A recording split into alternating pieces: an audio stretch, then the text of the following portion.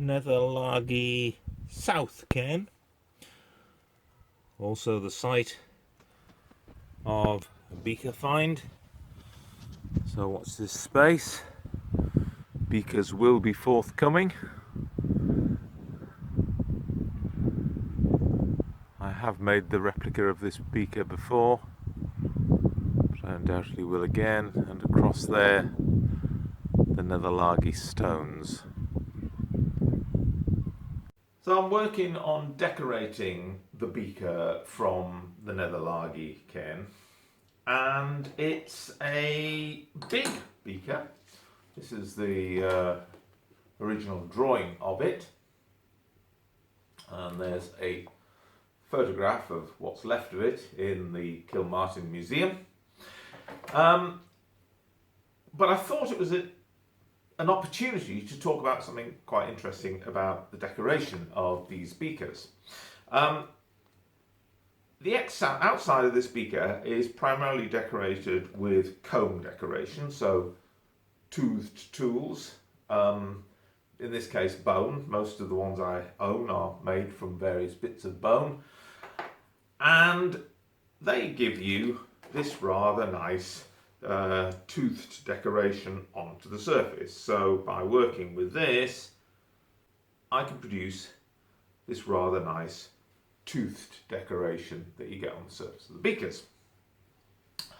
Now I use these tools, usually I make them to have a curved surface, and when you see them on beakers, often you can see the start and finish point of each application of the tool. So in other words, when I start impressing that there, and I stop there, and then I move on to the next one, you can often find the overlap. It's not easy. It's not easy. And sometimes it involves trying to identify individual teeth on the thing, and because I cut these freehand, the teeth vary in width. So if you can identify an individual tooth of the tool, or a pair of teeth of the tool, and then see where the repeat occurs, you can get some idea of how many teeth the original tool had.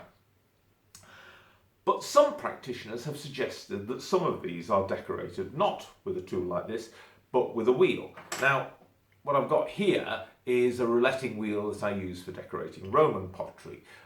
This has got a handle on it. They don't have to have a handle on them. If you put a sort of hollow into the centre, you can hold it between your fingers and roll it just using your fingers. But it's been suggested that some of these are decorated by doing this. Personally, I've never ever seen an example.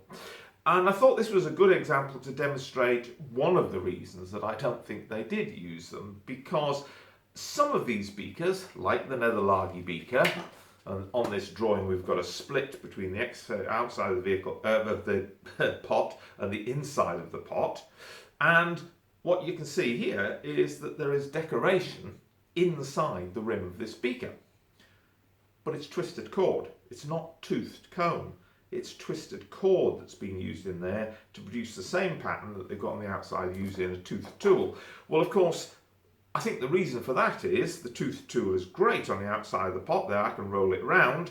But if I come to the inside, and you'll see I've already decorated this, this won't go round there. I would have to make a specially curved tool to fit on the inside.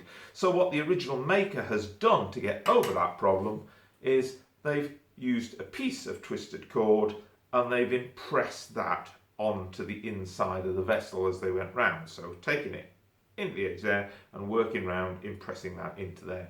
And it gives them the same type of pattern on the inside as they got on the outside, but without actually using the comb tool. So for me, that is almost certainly a demonstration that what we're looking at is the use of combs like this that are repeated on the surface, and not a wheel like this.